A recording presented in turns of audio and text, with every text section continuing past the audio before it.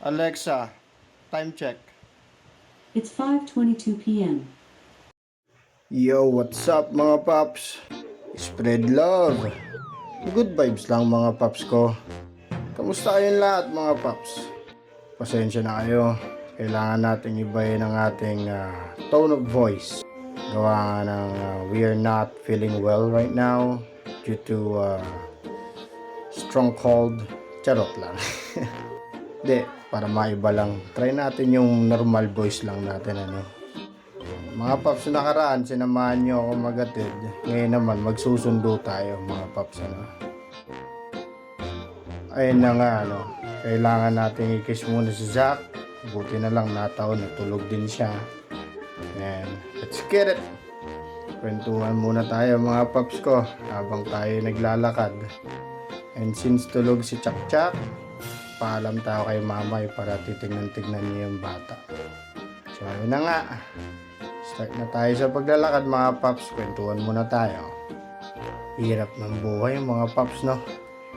Yung tipong kada kibo gastos. Bayad dito, bayad doon.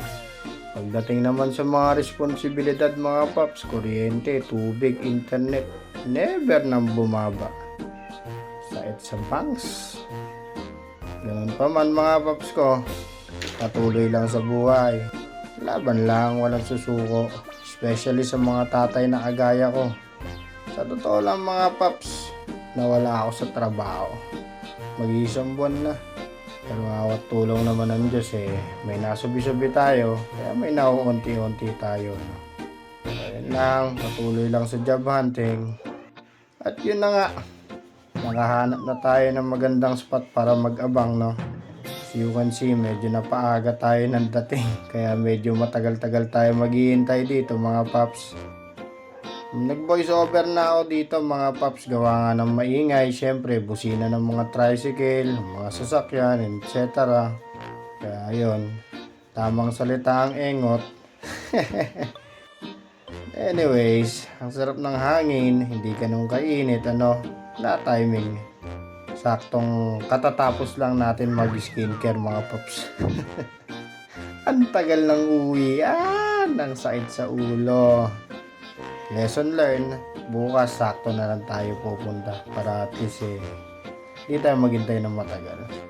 Ayun na nga, ayun ang mga anghel, labasan na at last. Kagandahan dito sa school na ito, no? Section per section. At saka hindi pwede lumabas ng talagang bonggang-bongga yung mga bata. Unless kung nakita na nila yung sundo nila o yung magulang nila.